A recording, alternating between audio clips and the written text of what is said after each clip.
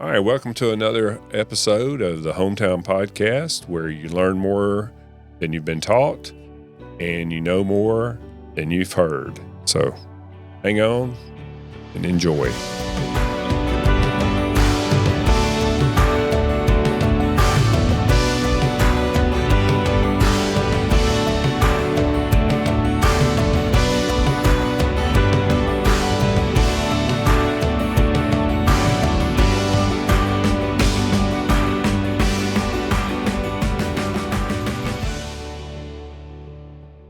Today we got a special guest of Todd Washburn. And Todd, first things first, how long have you been at the bank? So I've been there 17 years. I've just started my 17th year, and it's kind of easy to remember because I started on my 30th birthday. So I can keep up with age and keep up with the time frame 30 there. plus 17. Yeah. So you're still just a young Todd. Well, in some ways it feels like 17 years. In other ways it feels lesser than that. So, Well, we appreciate that. Always very happy that you're part of the team. So, I mean, that's we mention this often, but our tenure is growing. The number of years that most of our folks have been here is just, and that's just fostering growth and all that absolutely. within each other. So we've all grown older. You know, you see there used to be kids that were 6 and 7 years old, and now they're married with kids of their own. And it's like, how in the world did that happen? Yeah. You know, but here we are. Where was I when that happened? Yeah. Yeah. That's just part of it because we kind of live together. Mm-hmm. You know. Yeah. Yeah. I see we kid around, we see each other more than our spouses in a lot of cases, but yeah. Spend a lot of time together for sure. Absolutely. And see some life lessons. Yeah. Yeah. Well, Todd, just to kind of give some background on people, one of the things that we're trying to accomplish through these podcasts is to introduce you to the public and the customer and even the other employees. Because even though we've been here 17 years, sure, they don't know where Todd Washburn come from. Where's he? Where did he grow up? What was And we think that's important. We think we need to know at least a little bit about each other's personal story. So where are you from? Where did you go to high school? So I was born and raised in Albertville and lived there my whole life. And then after I graduated from Albertville, I went to Snead State Community College for 1 year.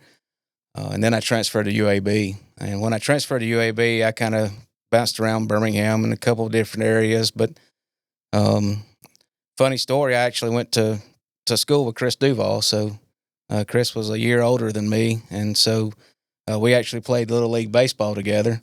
And I would venture to say our best year is when his dad coached us. So, so we did go to school together and kind of grew up in the same area together. Yeah. Sports there were a lot fewer sports. And then even within that was our only outlet, I mean, that was where we went for fun. Absolutely. And it was rec ball then. And we even in Albertville, we had a opening day ceremony with a parade and, flag and those spangled banner. Oh, yeah, and so, it's just looking back on that. I mean, the good old days, I guess Well, it's changed. Yeah. And it's changed. I mean, can't say for better or worse. I think it's better, probably. They have more organization. Oh, yeah. There's more opportunities now, for every level. Yeah. In every sport. But it's interesting that we remember the people that we played ball with even that far back. Oh, sure. So you're from Albertville, grew up there, graduated, I'm sure, at Albertville. Now, what about family, your wife, kids? So, yeah, I've got a wonderful wife named Amanda. She works in pediatric healthcare. And then we've got one son, Austin, and he's 11, and he goes to school here at Oneonta. So 11, that's a fun age. It's becoming an interesting one, that's for sure. It has ups and downs, I guess, but he is getting at that age where, he's starting to be more proactive, like with hunting. We go hunting, fishing a lot, and he's getting to where he's into it more and kind of the seeds that I've planted, I guess, and when he was little, is starting to sprout, and that's great to see. So, yeah, he plays every sport.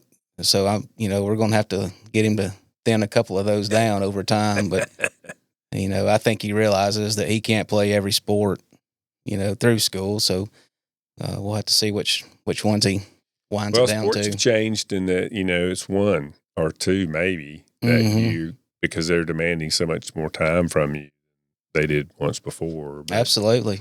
Specialized kind of stuff, I think. But I want him to play more than one, I think it's good for him. And I've talked to other coaches, and they kind of concur with that too. So he's into sports.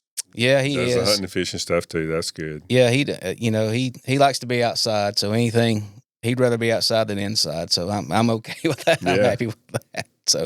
So how did you get to the bank as far as your first job or your jobs, and then how you got led here? So I've been in this industry for 25 years. I had a good friend of mine that his dad owned a mortgage broker company in Coleman. And when I graduated high school and was in college, he actually forced me to come work with him. I don't know if he actually gave me a choice now that I look back about it, but I went to work with him, and so it gained, I got experience in the mortgage business with him for a few years. I entered the corporate world after that, and for about 4 years, and that just wasn't me, and so actually knowing Chris Duval, he worked at the bank, and we still had a connection from knowing each other all those years. I think we had a conversation, and the next thing that I know, I was interviewing. So yeah, but 17 years later, here we are. So, here we are. Yeah, that's exactly right. And, again, appreciate you being on the team and sticking with the team for 17 years. But and what do you primarily do, Todd? So primarily, I'm a lender. With Hometown, and it comes with a lot of responsibilities, obviously, and then secondary, I manage some bank-owned assets that we have in inventory and kind of facilitate those and whatever. We were talking earlier, of course, with a community bank, smaller bank, you as a lender get exposed to multiple businesses and their, the framework around that business. Sure. That industry, for instance, or even more particularly, what they're building or what they're not building, if they're a manufacturer, right, or just individually, people come for a car loan, but they work somewhere. Right. And so from that, we learn. So we deal with just an array of different people, and you could be going from one extreme to the next in a matter of an hour, depending on what that customer does or is involved in. You might be talking farming one day, or you might be talking equipment the next. And so, we just kind of have to know a little bit about, everything. But as we grow, we continue to learn more and more. And, I got to work with Mr. Denny Kelly and Hal Buckaloo and Larry Dixon, and, some of these names I could keep going, but I've been fortunate to learn from them because as a lender, we're all different. We've got different personalities, and getting to learn from them over the years has helped me tremendously. Just picking up bits and pieces from their strengths, and weaknesses too. Sure. One of the things that you learn is that a conversation is what you want to have with a customer. And it's not that we are investing the money in them primarily, in that person, but also in what they're doing. Does it make sense? Sure. Might it make sense? A lot of times we get the kind of mark on us that, we told them no, we're just, we're too restrictive, whatever. But the reality is that we want to try to help them avoid a mistake, because we get exposed to multiple people's mistakes. Absolutely. And if you're in for the same thing, then we might be able to coach you out of that. And we talk about that a lot, I know, in the organization, and that, hey, we got to talk to people and tell them the reasoning behind absolutely the decision, not just the decision itself. Yeah, I mean, there's tough situations, as a lender, and, you may be telling a customer something that they didn't want to hear. Right. But as over the years of experience, you've seen things that maybe they haven't. So, you kind of fall back on that and kind of use your experience to maybe help them out. And So, another reason for the conversation is to learn more about what they're doing so that you have a better oh, understanding. absolutely. You Yeah. know? A funny story. There's an employee here now that works here, and years ago she came to me and she goes, "I didn't really like you that much." And I said, "Well, why?" And she said, "Well, before I came to work here, I came here and got a loan, and you did the loan for me." And I said, "Well, okay." And she goes, "Well, you asked way too many questions." I said, "Well, that's kind of my job." We do need to have an understanding. Sure. Yeah. But we crack up about that now. So, Well, that's a really cool. I mean, that's full circle, right? yeah, absolutely. I've made some great friendships, relationships over the years with a lot of great customers, and every once in a while, you'll get the really deep down thank you, and that's kind of keeps us going. You see these events come full circle, and one, like for instance, the sports center or the sports complex that we're doing now. Mm-hmm. One of our customers is helping with that event, and and I remember when he first got started, and he was very thankful to us, and hey, we can't, without you, we couldn't do it, and now they're involved in this big project over now he's here. helping build it for us. Yeah, so that's a full circle moment for both of us. That's our goal, and it's like you said, we're trying to create opportunities for employees, for for customers, the community, and that's just a full circle moment that this event is taking place right here in Aniana, and and get to see him grow. It's enjoyable. What we get to enjoy in that and take pleasure from is really hard to explain sometimes to people. It is that this person came to me 20 years ago, and this is where they got started, and this is where they are now. Sure.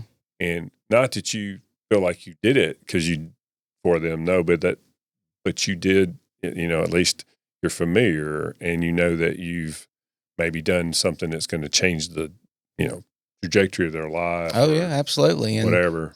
And when they're grateful for that, that's kind of a win-win for everybody. But we pride ourselves on that conversation. We want to make sure they completely understand, and we completely understand. Well, back to the bank, a couple questions, I guess. What would you say is unique here?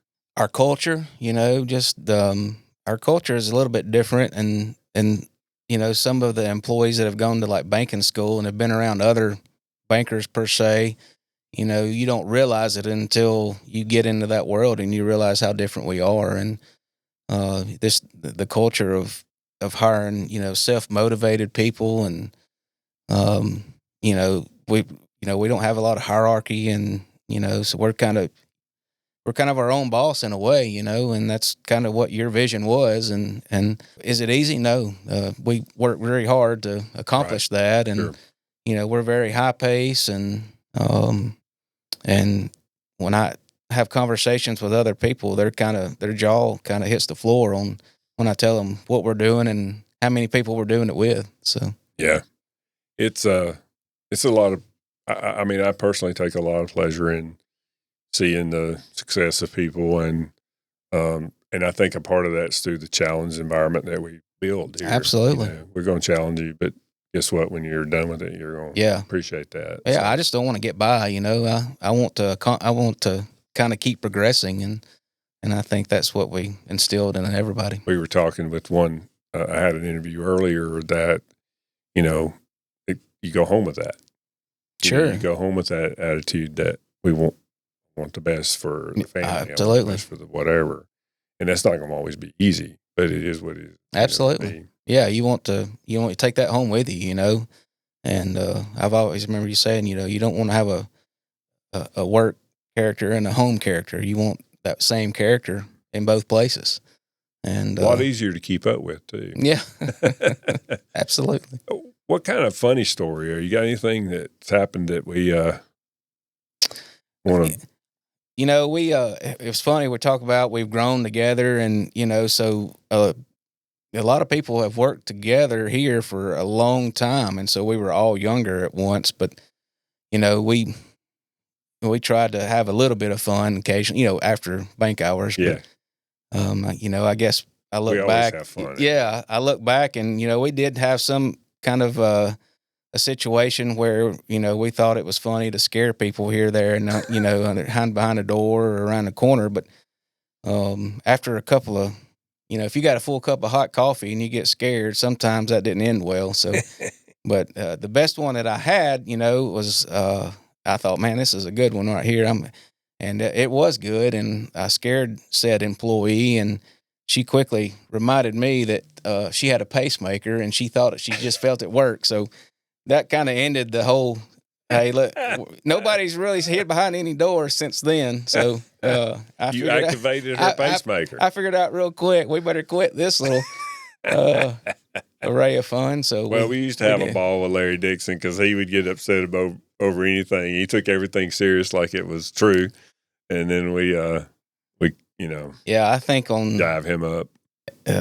Every off day he had, he came back to a rearranged desk and office quite a bit, and it didn't take much to get Larry worked up. But. So you mentioned your son in sports. What is that consuming a lot of your time? Is that the kind of thing you're doing outside of work, or what? Oh, absolutely. It but we absolutely love it. It brings me so much joy. If I'm out watching him play baseball on the weekend, then I'm happy.